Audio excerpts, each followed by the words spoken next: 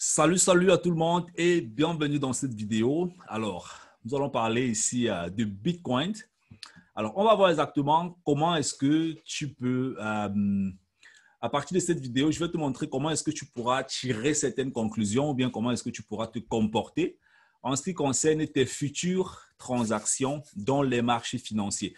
Donc, le but de la vidéo, vraiment, c'est de te montrer quelques petites techniques qui peuvent t'inspirer pour ton parcours, qui peuvent t'inspirer pour ton voyage dans les marchés financiers. Parce que tu sais, dans cette chaîne YouTube, voilà, comme je le dis toujours, et je vais toujours continuer d'insister là-dessus, j'aide vraiment les Africains à augmenter leur confiance et leur confiance financière. La bourse, c'est un outil comme la plupart des outils dans la société.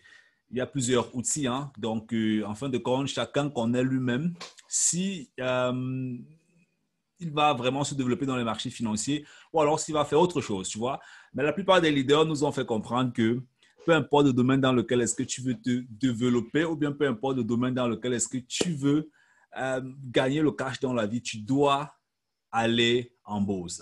Tu dois aller en bourse parce que dans les marchés financiers ou bien quand on compare avec différentes formes d'entrepreneuriat, peu importe l'entrepreneuriat que tu vas faire dehors, peu importe le style de business que tu vas faire, quand on compare le temps que tu mets pour gagner l'argent, on compare avec les marchés financiers, on se rend toujours compte que dans les marchés financiers, en général, quand tu as mis ton argent et ça fonctionne, tu n'as plus besoin, tu ne fais plus, voilà, tout ce que tu fais en fait, c'est uniquement d'attendre et de gagner tes gains. Donc, quand on compare dans le temps qu'on met et le rendement qu'on a comparément à d'autres business, quand on est éduqué, parce que tous les business demandent l'éducation, on se rend toujours compte que les marchés financiers, les performances sont toujours quand même assez intéressantes comparément à d'autres business, vu le temps qu'on a mis en fait dessus, tu vois.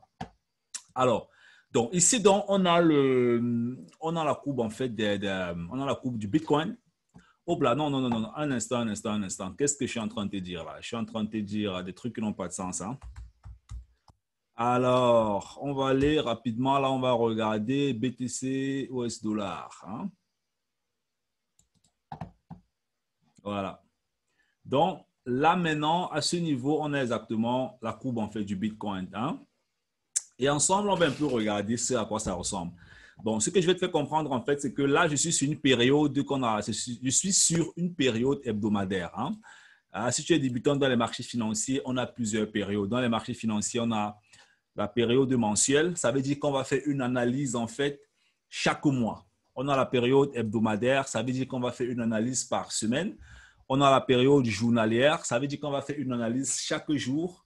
On a la période horaire. Et dans la période horaire, on a plusieurs séquences, en fait, de temps. Donc, on aura peut-être une analyse chaque 4 heures, chaque 2 heures, chaque 1 heure. Et puis, on descend dans la période par minute. On a une analyse, en fait, chaque 15 minutes, chaque 30 minutes, chaque 5 minutes et chaque minute. Et maintenant, chacune de ces périodes ici présente un certain type d'information. Donc, chacune de ces périodes présente un certain type d'information, ce qui fait que la prise de décision que tu auras en faisant une analyse mensuelle, ce ne sera pas la même prise de décision que tu auras en faisant une analyse en fait chaque 5 minutes. C'est la raison pour laquelle dans le marché de la bourse, on parle du swing trading, du day trading, du buy and hold, tu vois un peu, et du scalping, parce que les scalpers utilisent en fait une période qui est très basse. Ceux qui font dans le buy and hold, voilà, c'est sur le long terme, c'est les grandes périodes qu'on utilise en général. Et les swing traders utilisent aussi une autre période et les day traders utilisent une autre période. Alors, donc maintenant, on va regarder ensemble à quoi ça ressemble l'analyse en fait du Bitcoin. Déjà, si tu es nouveau dans la chaîne YouTube, partage la vidéo et n'oublie pas de t'abonner et de laisser bien sûr toujours un commentaire tout en bas. Dernièrement, j'étais en train de causer avec un de mes frangins et il y avait eu le Bitcoin était en train de faire cette correction. Le Bitcoin était en train de faire cette correction et puis mon frangin m'a dit c'est la fin du Bitcoin. À cette époque-là, il y avait beaucoup d'informations sur Internet. Oh, le Bitcoin va faire ceci, le Bitcoin va faire cela. Il y avait beaucoup de médias qui faisaient trop de publicité négative en fait sur le Bitcoin. Ce qui fait que le Bitcoin avait chuté. Là, on voit que ça avait touché les 28 000. Et puis là, on est en train de remarquer que le Bitcoin est en train de progresser. Le but de la vidéo, c'est que tu ressortes vraiment dans cette vidéo avec une certaine information qui est capitale dans les marchés financiers. Parce que ce que je vais te dire dans le Bitcoin, ça s'applique dans n'importe quel marché. Je dis dans n'importe n'importe quel marché, ce que je vais t'expliquer là, ça s'applique là-bas.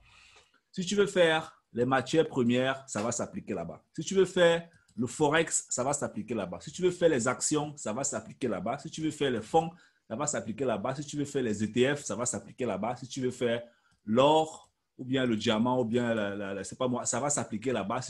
Tout ce que tu veux faire dans les marchés financiers, ce que je vais te dire là, ça va s'appliquer là-bas. Donc, écoute très bien la vidéo et partage avec tous tes amis qui s'intéressent au marché financier. Alors, ce que tu dois comprendre, c'est que dans les marchés financiers, il y a ce qu'on appelle les cycles. Hein? Et ça, c'est quelque chose en fait, que je n'avais pas compris quand j'ai commencé dans les marchés financiers. Il y a ce qu'on appelle les cycles. Et quand tu regardes cette courbe, tu te rends compte qu'on a bien sûr des montées et des descentes. Hein? On a des montées et des descentes. Ça, ce sont des cycles en fait.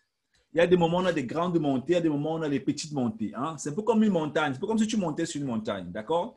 Et maintenant, il se paraît donc que les débutants dans les marchés financiers ne comprennent pas quel est l'objectif en fait de ces corrections. Hein? C'est un peu comme dans une relation. Quand il y a une crise, l'atmosphère est un peu bizarre dans la relation. On peut dire que la valeur de l'amour, est un peu baissée pendant la crise dans une relation. Après, il y a des événements dans la relation qui font à ce que la relation soit OK. Et puis, voilà, soit on va manger au restaurant, on va faire l'amour et tout. Et puis, ça va encore donner notre valeur, une autre, entre guillemets, valeur à l'amour. Et puis, ça va encore dépasser le niveau de valeur qu'on aura sur l'amour, va dépasser la crise qu'on a eue il y a quelques semaines. C'est la même chose qui se passe dans les marchés financiers. Dans les marchés financiers, il y a toujours des hauts et des bas, des petites crises, on peut dire ça comme ça, et des corrections.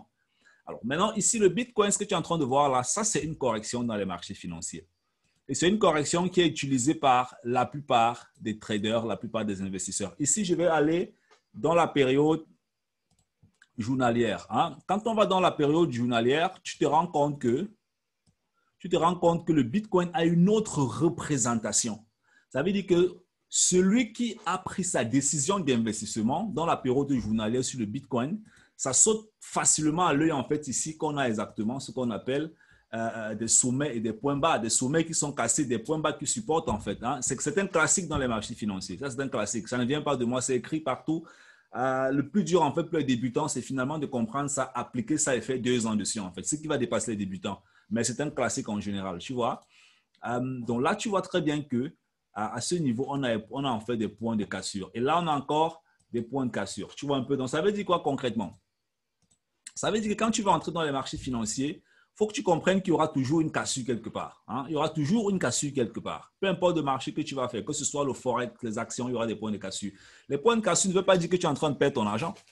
Les points de cassure ne veulent pas dire que tu es en train de perdre ton argent parce que tu pourras voir par exemple un débutant qui arrive dans le marché. Je dis n'importe quoi, il arrive dans le marché ici, ou bien il va arriver dans le marché ici par exemple, il fait un achat. OK? Il fait un achat et puis il y a une baisse. Là, il aura peut-être acheté à, disons, 50 euros. OK? On prend ça comme ça, ça ne coûte pas 50 euros, mais il aura acheté à 50 euros. Et quand il achète quelques jours après, il commence à avoir une baisse. Donc, ça commence un peu légèrement à baisser. OK? Et ça baisse, il commence à voir son compte un peu négatif. Il commence à se dire, oh, je vais tout perdre mon argent. C'est un mauvais investissement. C'est un mauvais ceci, cela. C'est monté, c'est descendu. Pourtant, le marché est simplement en train de faire une correction. Dès que ça atteint une zone de repos, alors ça reprend complètement la hausse. Tu vois un peu. Et c'est ce qui se passe constamment dans les marchés financiers. Peu importe l'entreprise dans laquelle est-ce que tu auras envie d'investir ou l'entreprise dans laquelle est-ce que tu auras envie de faire la transaction. En général, c'est comme ça en fait que ça fonctionne dans les marchés financiers. Si on vient donc ici, on voit. Si tu viens donc ici, tu regardes, là, tu dis, bah, OK, je vais faire une analyse peut-être chaque 4 heures. Hein? Si tu décides en fait de prendre la période de 4 heures, tu te rends compte que tu auras encore une autre structure d'information. Tu auras l'impression que le Bitcoin est en train de vouloir complètement faire faillite. Là, ou bien si tu vois là, hein, là quelque part, tu vois que là, c'est en baisse complètement. Hein? Après, ça reprend la hausse, après, ça baisse un peu. Là, on a une hausse en fait, tu vois. Alors, ça veut concrètement dire quoi? Ça veut dire que la période avec laquelle est-ce que tu veux investir est très importante. Il y a des gens qui n'ont pas de période avec laquelle ils investissent. Ça, c'est l'une des erreurs que moi je faisais au début. Hein. Parfois, tu fais 1 minute, parfois, tu fais 2 minutes. Parfois, je te retrouve à faire 5 minutes, parfois 10 minutes, parfois 30 minutes. C'est des conneries en fait. C'est pas ça. Tu te focalises en fait sur une période. Avec cette période, tu fais des investissements. Le problème, c'est pas vraiment cette focalisation. Ce sera la discipline de pouvoir embarquer toute la connaissance pour pouvoir la mettre bel et bien à disposition dans ta stratégie que tu veux utiliser pour le long terme. Pourquoi? Parce que ce n'est pas la course, c'est la persévérance. Je le répète toujours. Alors, et puis maintenant, si tu viens là, tu regardes, on prend une période mensuelle, tu vas te rendre compte que sur la période mensuelle, le Bitcoin a une autre représentation. Hein? Tu vois très bien que sur la période mensuelle, là, nous sommes sur une période mensuelle, là, nous sommes en 2016 et tout. Tu vois très bien que le Bitcoin a une autre représentation parce qu'on fait une analyse en fait sur le mois. D'accord? Donc, ça veut dire quoi concrètement en termes d'investissement, en termes de transactions, en termes de conclusion pour toi qui aimerais te lancer dans les marchés financiers? Et comme je t'ai dit, ça n'a vraiment rien à voir avec le Bitcoin. Tu vois un peu? Ce que tu dois comprendre, c'est que tous les marchés sont toujours en correction. Tous les marchés corrigent. Peu importe le domaine dans lequel est-ce que tu veux lancer. Et même de façon générale, ça n'a même rien à voir avec les marchés. Tout ce que nous faisons dans la vie, il y a toujours ou bien en grande partie, la plupart des choses que nous faisons dans la vie, il y a toujours un moment où c'est fort, un moment où c'est bas. Ce sont des lois de la gravité. Ça n'a rien à voir avec le Bitcoin ou bien avec le Forex ou bien avec je ne sais pas quoi. En général, tout ce qui monte va descendre et ça peut remonter. Ce sont des lois de la gravité. C'est comme ça en fait. Si tu prends ce big, tu lances, ça va tomber. Mais si tu mesures à un niveau très bas, tu vas te rendre compte que ça vibre légèrement. Ça ne reste pas directement au sol. Ça vibre légèrement avant de rester sur le sol. Tu vois un peu? Alors, et ça va rester parce que c'est la matière en fait. Tu vois? Mais en général, tout ce qui monte très haut va redescendre. Tout ce qui monte va redescendre. Ce sont des lois de la gravité. C'est la même chose quand tu as une voiture. Avec la voiture, tu roules, à un moment donné, tu freines. Tu roules, tu freines. Tu roules, tu freines. Dans une relation, c'est la même chose. Il y a des hauts, il y a des bas.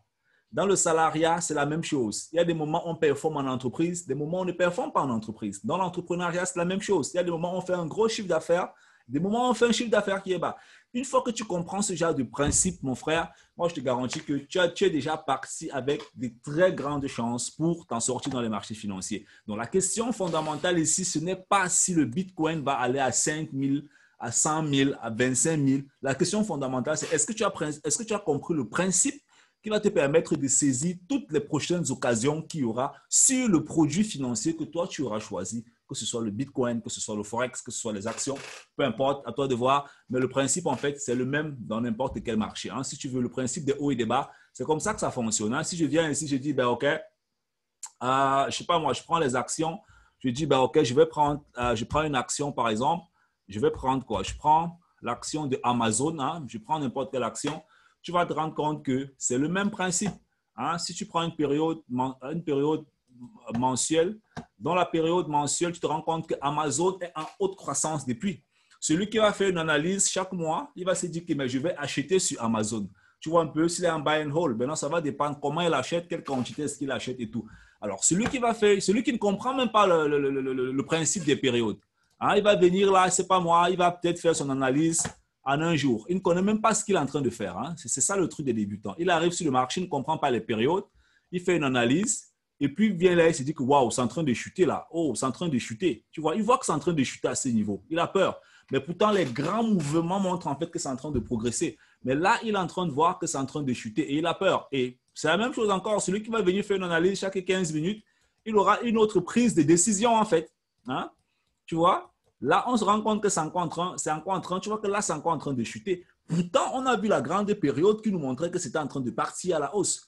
Et là, dans les périodes un peu plus basses, on voit que c'est en train de chuter plutôt. Et c'est ça que les débutants ne comprennent pas dans les marchés. Ça, c'est le B à bas. Okay? Je t'ai donné vraiment beaucoup de secrets dans cette vidéo pour ton aventure dans les marchés financiers. Et ça, c'est encore vraiment les B à bas. Il y a encore d'autres stratégies, d'autres techniques que tu dois encore comprendre. Tout ça, ce n'est pas compliqué. Hein? C'est vraiment pas compliqué, mais il y a des techniques que si tu comprends, que ce soit les fonds, les actions, peu importe le produit financier, il y a des techniques simples. Tu as compris.